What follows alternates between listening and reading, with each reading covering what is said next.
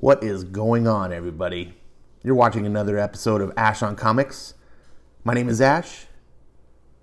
Here is today's comic. It is Superman Action Comics number 1015. I'm still not used to saying comics in that kind of number. Year of the Villain, Evil Unleashed. Stand back, fellas. I've got this. Guest starring Naomi. Oh, just get a look at this cover. Let me blow that up here. Oh, look at that. Look at this. Does that just scream 2019 cringe or what? Oh, man. Let's get on with the comic. So we open up to the first page. This just happened. My powers. I mean just. Like an hour and a half ago. So you'll excuse me, but every word that's about to come out of my mouth sounds crazy to me. As I'm sure it sounds. Well, I don't know what it sounds like to you. This was my first time flying ever. First time you saw it. My first time leaving the state of Oregon, and now I'm flying on my own power. I landed/bounced off a disgusting roof of a Burger King somewhere in the interstate. Then I thought, no, I have to go there. I have to go where he is. DC Comics proudly presents Action Comics New Voices. Brought to you by Brian Michael Bendis, writer, Simon Skudronsky, artist, and a bunch of other people. Metropolis. And just as I realized what I was actually doing, I also realized I was seeing Metropolis for the first time. And from your perspective. And it was just about then, and only then, heading down to the streets right outside the Daily Planet below, the wind. Thank God for that globe. That I finally realized that never having flown before means I've never done any of the other things that I go with flying. You know, like landing. I probably should have practiced before I went flying into downtown traffic with all the people. But again, this is all new. This is all firsts. This is all, Can I help you? And this is where we pick up from where the last issue left off. And Naomi is the narrator here, as we can plainly see, and the dogs just love making the noise. I don't know what it is about recording. They're just like, oh, hey, I got to start being active now. Otherwise, we're just like chilling, laying around. And this narration, I just read this to you because I can't, if I just tell you Bendis speak is cringy and you're just like, okay, but when you experience it, and what I've been trying to find the words to tell you is I'm not here to just say, hey, I have to tell you. I have things I just found out that I really feel like you would really like to know. Superman, thank God. My name's Naomi. I need your help. Well, then let's get you some help. Of course, because Superman's perfect. And I thought, if I could find you, which seemed insane on its own, getting you to believe me would be impossible, but thank you. Oh, should I pick this up? Like, she literally just destroyed this hot dog cart. Who just crash landed into it. Which she would be liable for, to repay all these damages, probably a couple $1,000 at least, or more. But in comics, and especially leftist comics, none of this matters. No. And then Superman says, no worries.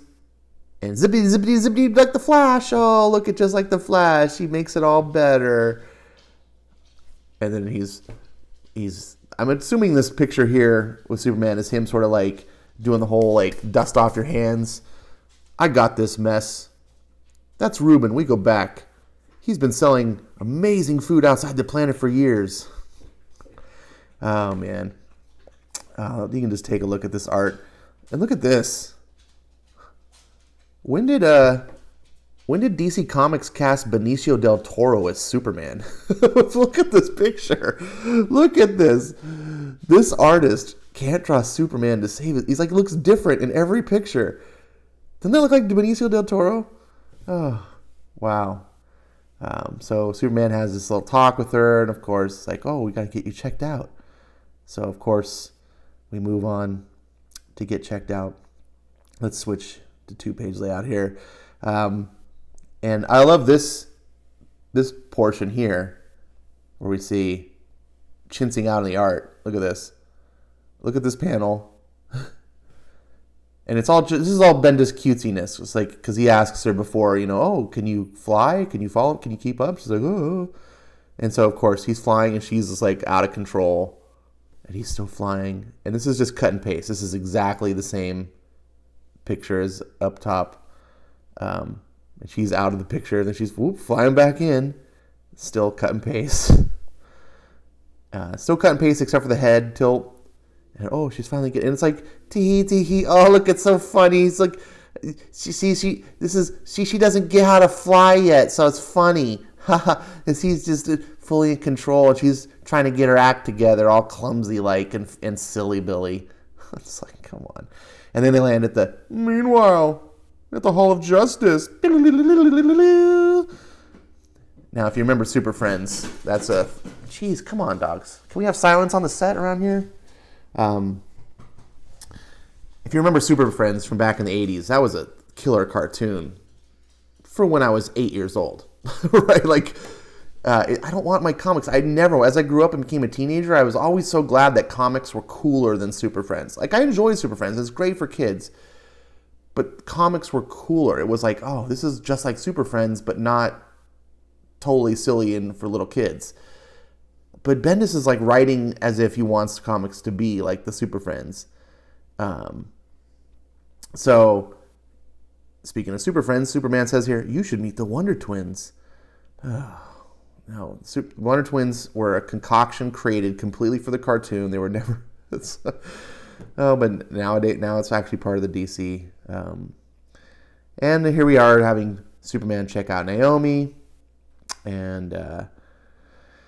I just don't have it in me. The narration, I wish I could just read the book to you and you'd see Naomi saying,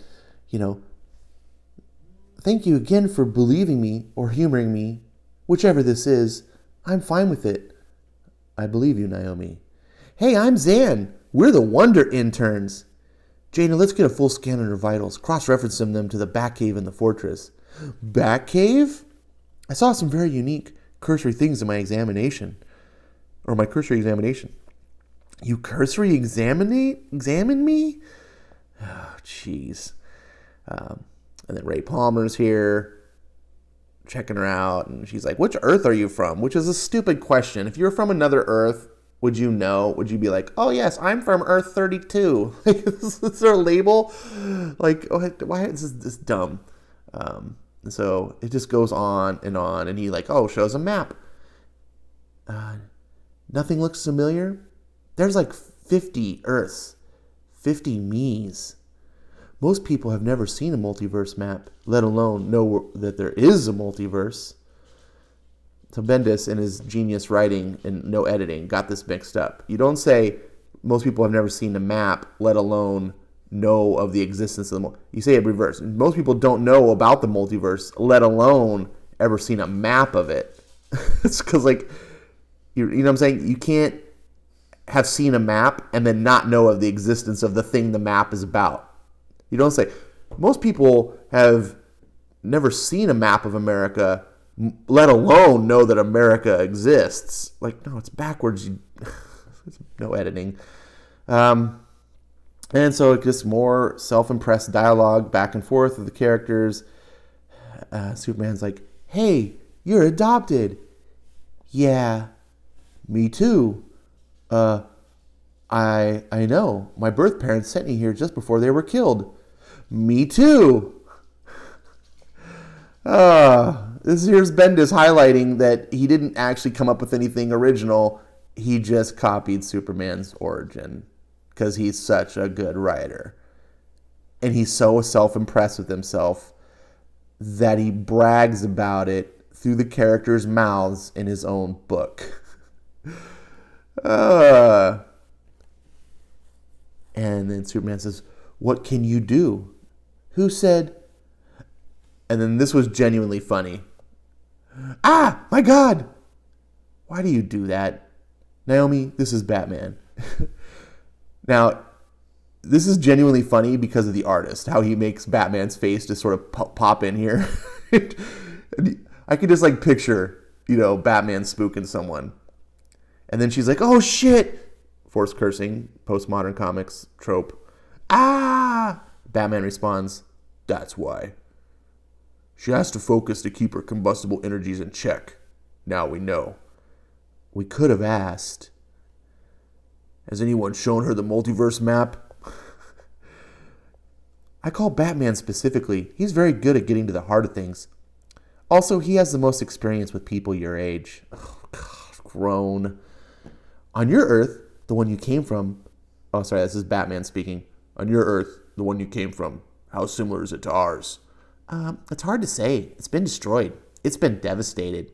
Dude who destroyed it, dude's name is Zambado, and he got superpowers while he was in the electric chair. That's exactly, I did not add any ad lib there. That's Batman's literally going, Oh, it's so stupid. When he met me, he said he wanted this world too, and he set foot here, and that, that scared the hell out of me, and I don't know how to use my powers yet, and I'm scared that he could be showing up at any minute, and it's kind of my fault, and I wanted to tell you about it, so at least I'd warn someone. Zambado. I know he is coming here. I know it. When was the last time you ate? Breakfast? Zan, get her some eggs. Eggs? You're going to be eating a lot more protein with this power set of yours. How long have you had your powers? A couple of hours. I'm very impressed you came to us. Thank you. My parents were murdered too. Does it ever go away? No.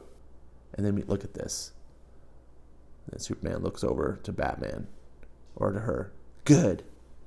And then Batman cracks a half smile. Dumb. I get what you're trying to do here. So, we got to go to Port Oswego. Actually, if you'll excuse me for a moment, this is another Bendis trope. Luthor, Leviathan, go. Like in the middle of Superman comics, Superman leaves to go do things. This is Bendis constantly trying to tell you, Superman's so fast and he can go into super speed and he can do all these things and then he's back in like a second.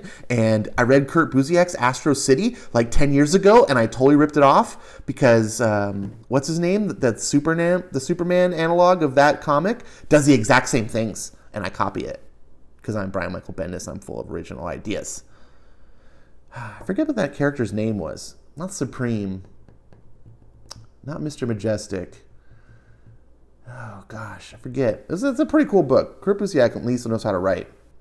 And then we cut over to the characters we wish we could forget about. Red Cloud and Rosenthorn. And blah, blah, blah. You're the vigilante Thorn. Aren't you a delight? Oh, I'm the Red Cloud. Oh. And here's the mayor in the background saying, What the hell? What the hell? Come with me, Mr. Mayor. I can't be here. Oh, the mayor's in trouble. And then, oh shit, what are we going to do? And then we see Red Cloud. Ah, what's going on? Oh, it's Superman showed up. So much talent going to waste. I think I gave you fair warning, Miss Cloud. It seems you've chosen your path.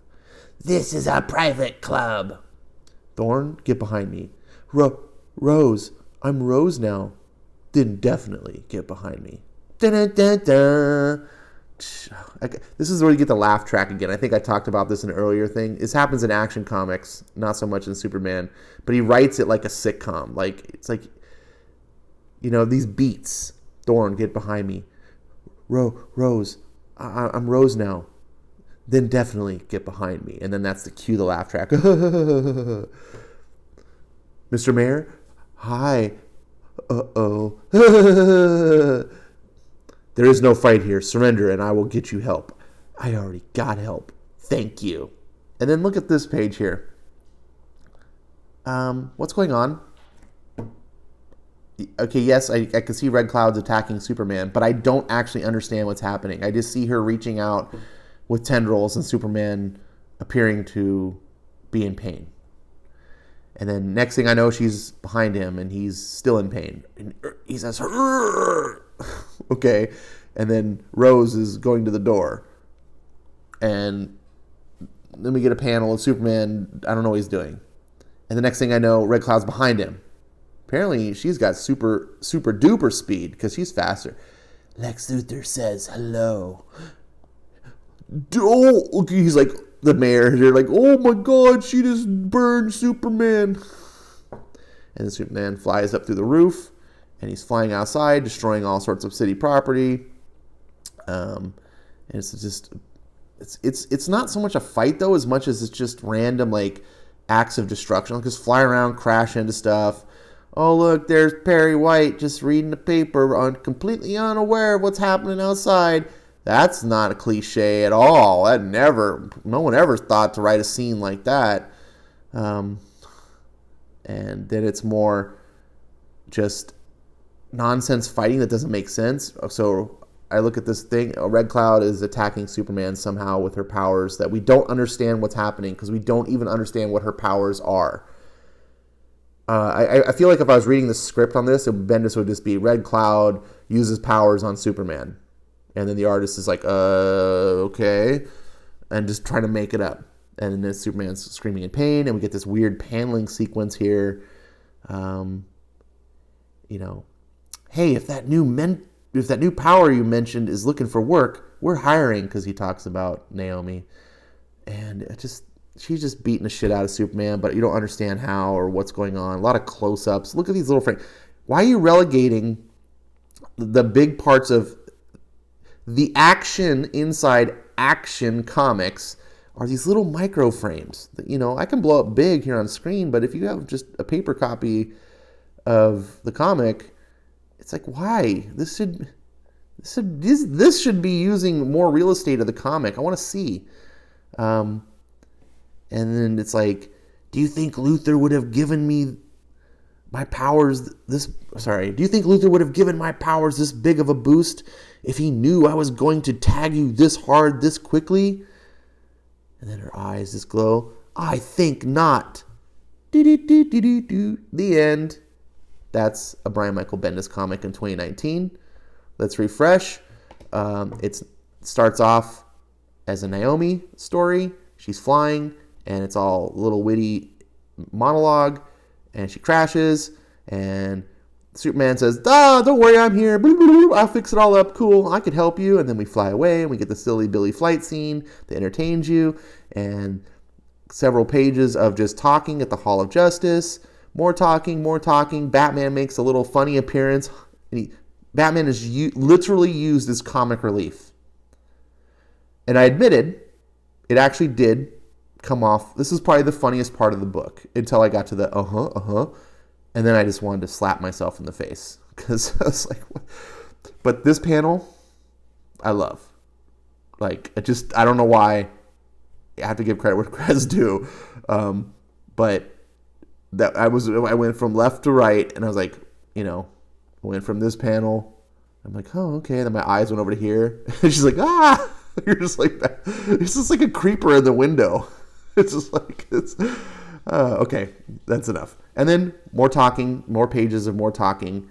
And then finally, Superman's like, I gotta do something. And it's Leviathan. I forgot. Bendis is writing other stories, so Superman leaves. And then we get Red Cloud, and Red Cloud just doing random power stuff, and then flying around random stuff, and then the end. And we end on this page, which usually is the beginning of the book, where they just do this whole fake Twitter page for the Daily Planet. It's called Chirper. And I always bitch about it because it just on a digital device, it has no border, and it just looks like I'm looking at a computer screen rather than a comic. But then they follow. I don't know if Bendis watches my reviews. I'm sure he doesn't. But I was saying, you need to do like this, where you put the computer image inside the drawing, so you don't lose that sense of, that you're seeing a comic. Anyways, none of the stuff in these chirps matter. It's just all like cutesy, self-referential stuff of DC Comics. Like you see this opinion: is Batman Leviathan? Hashtag Batman, hashtag long live the Bat. Whatever trends. Sam Lame, Shazam, and Kondak. I love the Drake. Oh God, that's a reference to Tim Drake. Red Robin. Bendis has decided to change that. Bendis changes everything. Everything he gets his hands on, he changes. He's changed Superman's relationship with Lois Lane. He's changed Jonathan Kent. He's changing the Legion of Superheroes. He's changing Tim Drake. New hero Naomi. Why would there be a chirp here for new hero Naomi? Super Sons reunited. No, they're not. There's not. And there's definitely not 79 million chirps about it. New Suicide Squad. Oh my God. And here's another stupid thing. Why does the Daily Planet not follow Clark Kent or Jimmy Olsen? Someone answer me that. Because nothing matters in Bendis world, and they brought it over from Marvel, and now it's infecting DC. That is the end. That is Action Comics 1015. I can't decide which is worse, Superman 15 or Action Comics 1015. Superman 15, I just did a review of a couple days ago. I think I actually did a better review. If you're like, this one's not one of your best, Ash, I understand. I'm sorry. Sometimes it's hard to do anything. But this one is bad because it's just bad. It's just not entertaining. Action Comics it's a dud, and no one. Okay, I'm gonna be hyperbolic. No one cares about this Naomi character. This is just This is a Riri Williams 3.0. She's just being shoehorned into the universe, and it's like, you're gonna like it, bigot. Here, take this character. Yeah, well, we don't like it. Sales have shown. Doesn't matter. We're gonna force it down your throat until you love it. Then they're gonna do with her like Marvel is doing with Captain Marvel, Captain Marvel. And just constantly, you don't want to buy it? Don't worry, we'll reboot it and we'll keep pushing it until you do buy it, because they want to force. That's not how you make good characters, right? You throw a bunch of stuff at the wall. Maybe 1,000 different characters, and a handful of them stick and resonate. And then when you see that, people are. Then you go to those and you flesh them out a little bit more, and you see if the audiences resonate more. Anyways, I don't need to tell you guys this. This is all stuff you know. This was a boring, dumb comic. It's all over the place. There's no sense of plot anywhere in here. It's just Naomi. This is Bendis using Action Comics as a tool to prop up his character, so that maybe he can get movie rights or a Netflix show or a DC show. It wouldn't be a Netflix. I guess it'd be a DC show or something. And then he'll get all the residuals. But in order to do that, he's got to get you to like the character. In order to do that, he's got to use the big DC characters to reaffirm them and, talk them up. This is the same sort of shit you see in other companies, like when you had Jane Foster Thor. Jason Aaron was constantly writing the real Thor to be like, oh, you're so good. You're every bit the Thor that I was, and maybe you're even better Thor. It's like, if you got to do that, that means that they're shit. If they can't stand on your own without you propping them up, like that dude on stage who had to hold Natalie Portman's arm to hold a freaking Mjolnir prop up, then you shouldn't be holding it. And this was just boring. This goes all over the place. It's like Bendis sits down and doesn't outline a story. He just starts writing whatever comes to his head, and it just sees where it goes. And it's random. And then he relies on this like witty banter style dialogue, which is very, 2000, very millennial style Friends / Big Bang Theory, sort of that dialogue that it's become popular in mainstream culture. and people enjoy reading it. There's no denying that the Bendis has his fans, and I know some, but I don't read it just to hear goofy dialogue or an LOL so random events. So I'm going to stop here. I've spent way too long on this book. You tell me what you think. I read this, so you didn't have to. Thank you so much for watching. I appreciate everything, and I'll see you again next time. Take care.